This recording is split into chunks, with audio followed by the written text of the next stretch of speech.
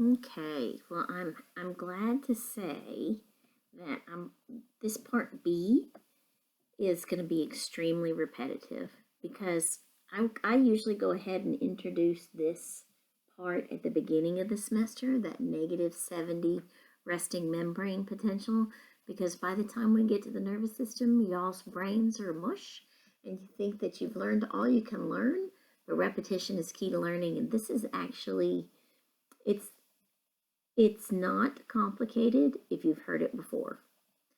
So, but if we wait to go to the end of the semester and introduce this, everybody's like, I have no, I quit, whatever. So, here we go. You already know this. So, like all cells, neurons also have a resting membrane potential. But what is different about neurons is that they can rapidly change that potential because they're highly excitable. That's their job. So that's why they can change that so quickly. So the basics of electricity, we've already been through this too. We know that positive and negatives like each other. And just like a battery, you can separate that positive and negative as potential energy with a barrier. So for in the body, in biology, the barrier is the cell membrane. Okay, so it has potential energy. That battery will work, your cell membranes will work, but you have to do something to allow those charges to meet each other and create the energy. So for a battery, you would plug it into a circuit. When you plug a battery into the circuit, then the positives and the negatives can meet, and then something happens. So like turns on the radio or turns on your flashlight. Anyway, in this case, when the positives and the negatives meet each other, then for a neuron, it fires an electrical conduction. Okay, so here's a couple of just definitions. Current is that flow of that electrical charge between 2 points in the body. We're going to use that to do work. For neurons, sometimes we'll use the term insulator, and when we're talking about an insulator, that's referring to that cell's resistance. So resistance and hindrance to the charge flow. And we'll have some things, you probably know this, some things conduct heat well, like metal, and some things are insulators, so maybe we don't want to conduct electricity, so you'd wrap it in rubber, okay?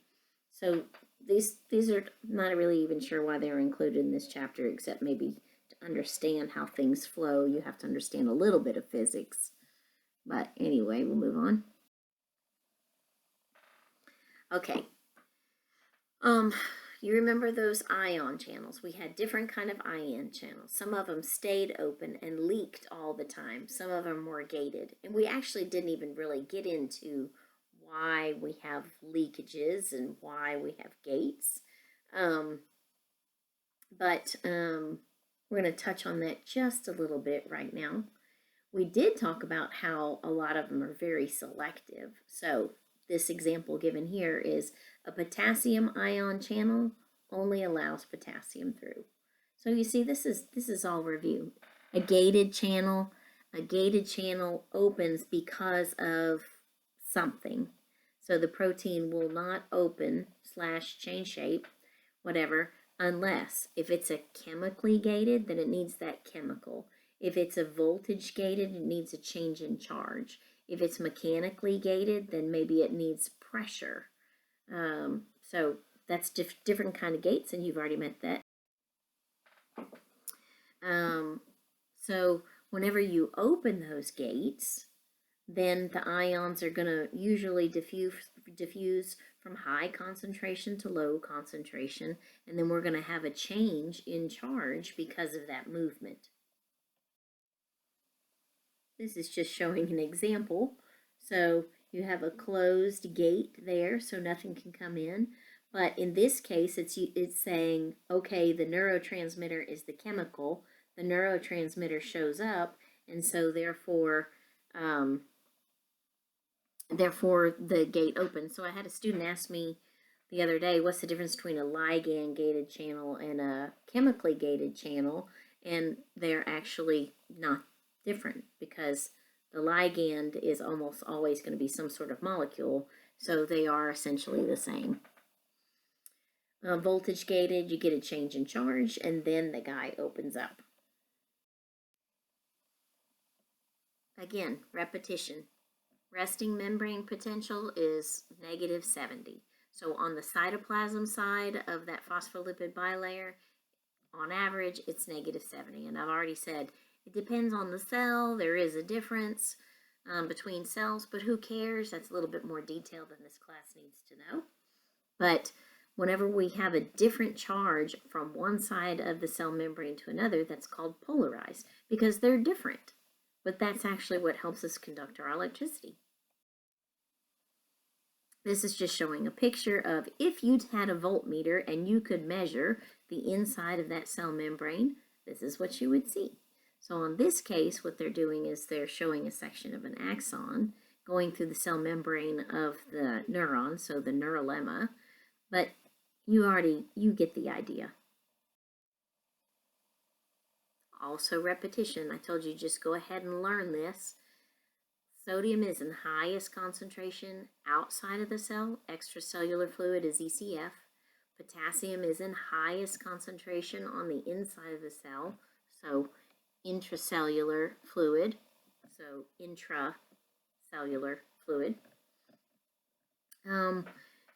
We're going to see in a minute why potassium plays the most important role in membrane potential. And if this PowerPoint had a flicks, but you can look at it in your study area, and I do always recommend looking in your mastering study guide so that you can see what additional resources are available, because those videos can really help make this all make sense.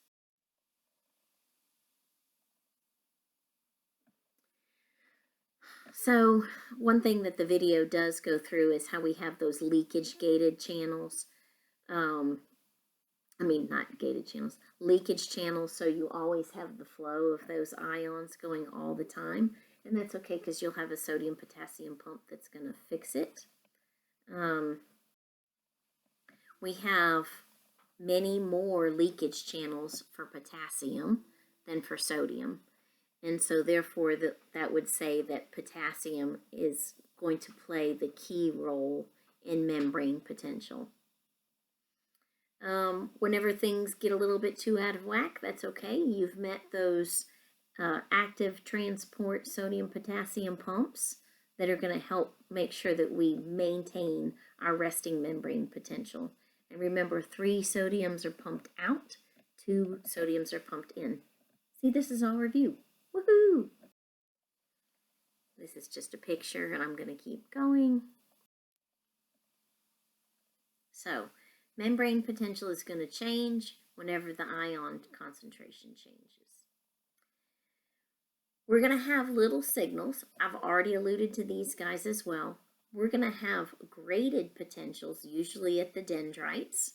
They're incoming messages. They're short messages, and they might not be enough to create a full zap, to get that -70 to a threshold point so that we can create an action potential, a zap.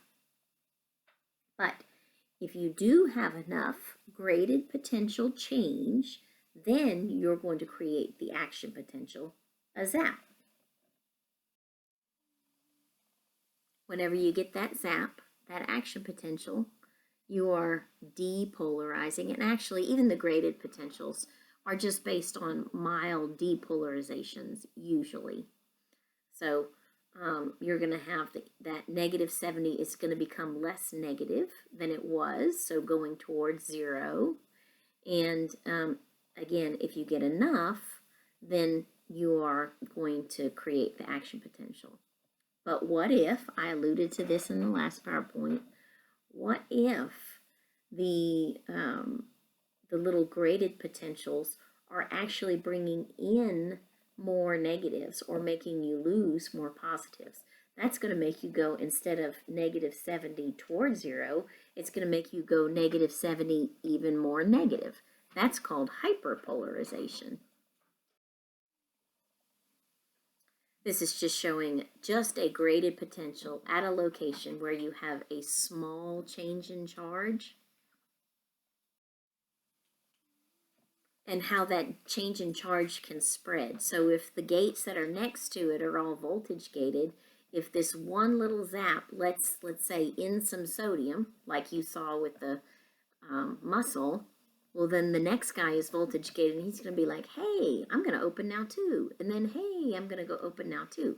So that depolarization spreads. Okay, if you get enough of a change so that you hit threshold, then you're going to have an action potential. And that signal, that zap, is now going to go long distance. So the previous thing was showing how you can have graded potential. You can have little changes in an area, but again, if it's not enough of a change, you won't move forward to an action potential where you have that neuron zap its target. With graded potentials, if it's not enough of a zap, that's going to just fade away. It didn't do its job, okay, then nothing's going to happen, so it'll poop out. But with an action potential, once you have hit that threshold value, it's usually going to be negative 55-ish, then boom, that zap is going to travel down that axon to its target. All of these are going to be voltage gated channels. Also, once an action potential starts, that's it, it's there. You either have an action potential or you don't. You're either pregnant or you're not. There is no in between.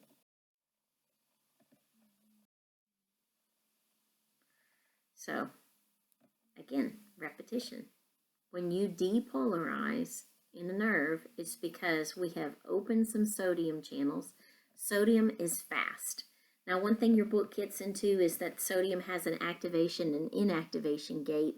And I'm just going to say, let's just worry about exactly what's happening. Sodium is rushing in. When sodium rushes in, we're adding positives to the inside of the cell. So in the end, the intracellular fluid, the cytosol, becomes less negative. At threshold, which is usually negative 55, if you get enough positives coming in, then you're going to have that zap, that action potential. And that action potential can actually even change the inside of that cell as high as positive 30, positive 40 millivolts.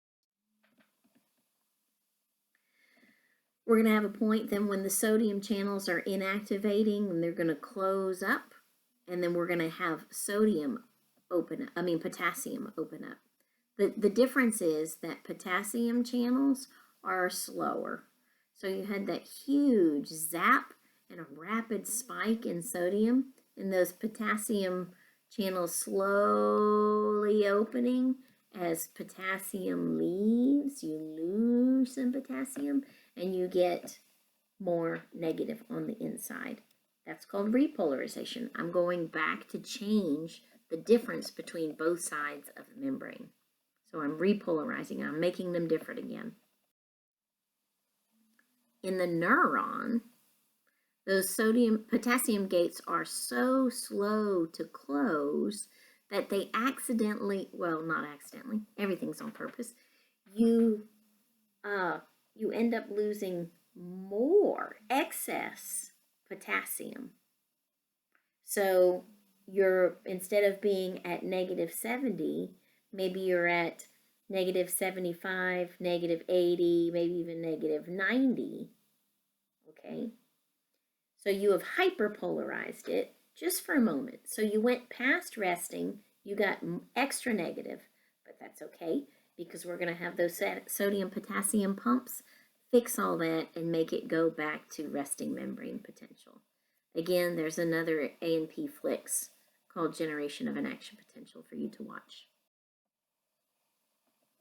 So this is a graph, and I don't have a pointer to show you, but you can see at the bottom we're at negative 70, and we're getting some graded stimulus that's making that graph go up.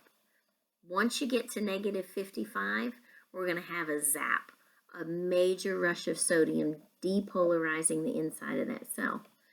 The very peak of this is showing where the sodium gates are closing and the potassium is opening. And now potassium is leaving that cell, so you're losing positives, so you go back down to negative. But they're slow, so they stay open for an extended period of time, so you dip below negative 70. That's hyperpolarization. So, again, not all depolarizations produce action potential. If it's graded and you don't get to negative 55, let's say you just get to negative 60, you are not going to have an action potential. That axon is not going to fire. You're either pregnant or you're not. You either have an action potential or you don't. Well, then you've actually already even met propagation. You didn't realize it, but you did in the muscle. So you had an area depolarized that let in some sodium that opened up another gate. So then you let in some more sodium, so you open another gate. You propagated it. It's going to open, open, open, open like dominoes. This is why it either happens or it doesn't. Once you open a gate, you're going to have it open, open, open, open, open, open, open, open, open. They always go in one direction, so an action potential doesn't ever turn around. What else was I going to say?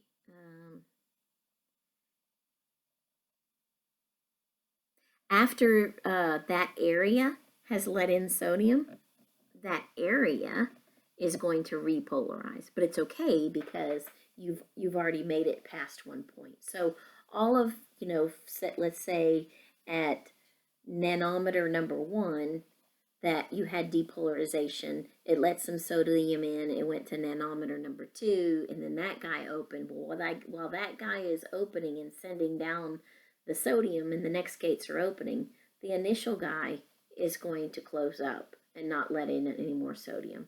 It's done. It's happened. So since there is no difference between action potentials, since they're all alike, there's no difference in intensity, it happens or it doesn't, then how do we make a more intense nerve feeling? So something is colder, something is hotter, something hurts more. Well, it depends on the frequency of the stimulus, because remember I said we repolarized right away in that region. Can we zap that nerve again? Has it been set back at negative 70 so that it can happen again? Well, if it can, and it happens frequently, then the intensity of what that neuron feels increases. Okay, so your book is talking about how does our central nervous system determine if all action potentials are the same? How does the brain determine, is this a strong stimulus or a weak stimulus? So going back to the frequency that I was just talking about, the frequency of action potentials. So in the middle here, you can see based on time on this top part of the graph with the lines. Okay, well, first of all, let's go all the way to the left. There are no lines because the graded potentials never hit threshold. Never hit negative 55. So there is no action potential. It didn't happen. And then in the middle, the blue lines, they're further separated. So you did get action potentials, but they weren't as frequent as the next phase, which is the one on the right. So if you look at the blue lines that are more separated, then you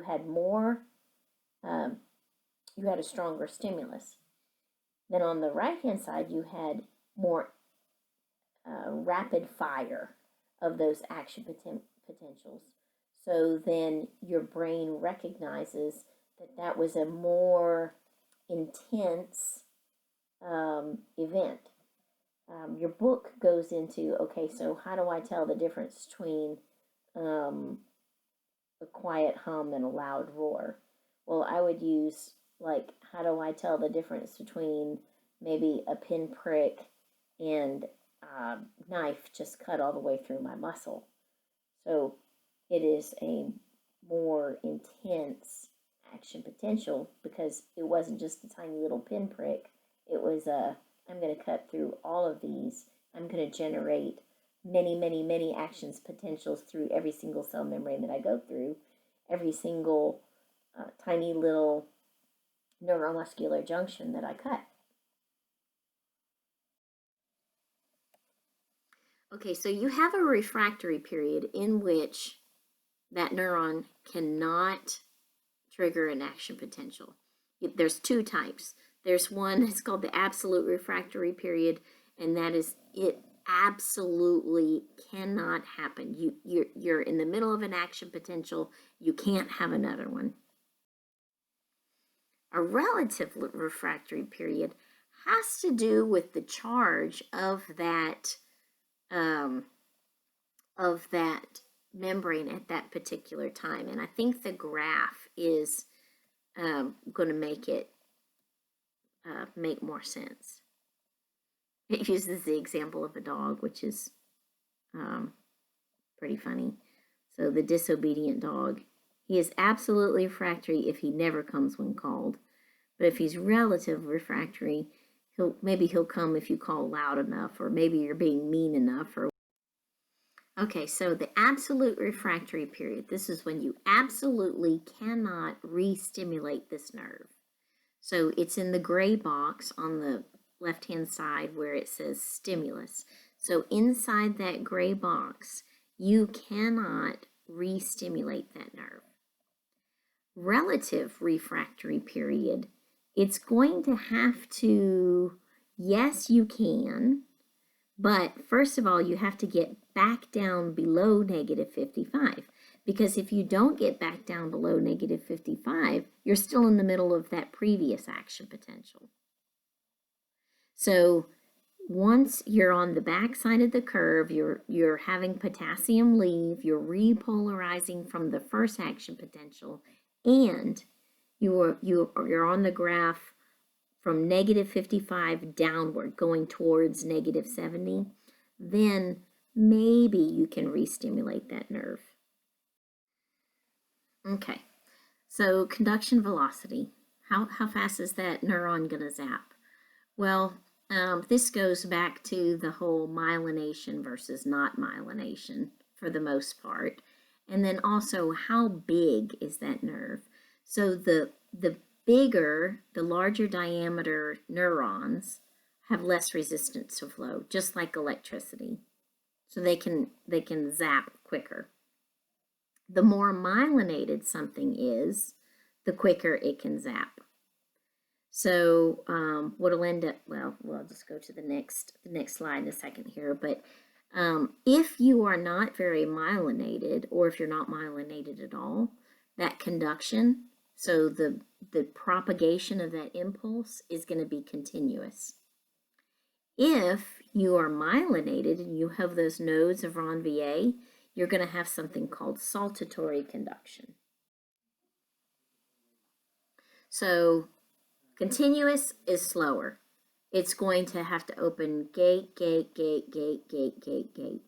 But when you're myelinated and you have those little nodes of Ranvier, saltatory actually means it's a Latin derivative of jump. So if you speak Spanish, what word do you use for jump? It should be similar to saltatory, salta. In Italian, there used to be a restaurant called Saltimbocca, which means jump in my mouth. It was a very delicious restaurant. I'm not sure why it closed. Anyway, saltatory is jumping. So it is 30 times faster. I'm going to show you a picture of how that happens as that action potential just jumps from node to node to node. This is showing the intensity of the voltage. So on this one, this is a non-myelinated neuron, so there's no wrap around it. We have a naked cell membrane. You can see how the stimulus, that voltage, just starts to decrease as it's passing down, the current is going to kind of leak across the membrane because there's nothing insulating it in. So we're going to have to zap, then zap, then zap, and you can see how it's showing with the stimulus how the voltage, it's high and it decreases, it's high and then it decreases, it's high and then decreases. Here it is with a myelin sheath. Well, what happens is that stimulus actually jumps from node of Ranvier to node of Ranvier to node of Ranvier. The action potentials are generated only at the gaps, and they rapidly go from gap to gap to gap. Also, there's not as big of a change in the voltage as it passes. So it's called decay as the voltage decreases. You don't have that voltage dropping as much. This is a clinical disease probably everybody's heard of, multiple sclerosis. So what does that mean? Well, for some reason, the body gets confused and starts destroying the myelin in the central nervous system. And instead of being at myelin, it's going to change it to a really hard lesion called a sclerosis. That's where multiple sclerosis comes from. Anytime you hear that something is sclerotic, you should think scar tissue. Sclerotic tissue is scarred. You can see sclerotic bone on an x-ray. You can see sclerotic marks on the skin. Anyway, initially you might have some visual disturbances because you're not getting the electrical impulses for sight. Maybe muscle weakness, speech problems. It all has to do with your nerves. You're destroying your nerves and replacing it kind of with scar tissue.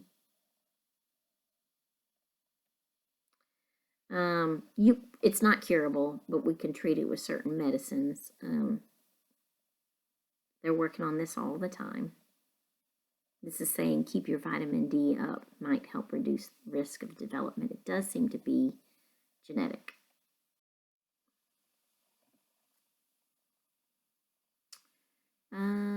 Let's see, so how can we use these things to our advantage, blocking the action potential? Well, do I not want you to feel pain while I pull your tooth? Let me deaden let's say, your mental foramen in your jaw while I dig around on your incisors in the front. What you're doing is you're blocking the sodium channel, so the sodium can't come in to generate the action potential. And then you've probably felt your going to sleep feeling. This has to do with putting pressure on the blood circulation, or so you're not getting oxygen to the neurons, so they can't exhibit an action potential, but it's temporary, right? Hopefully.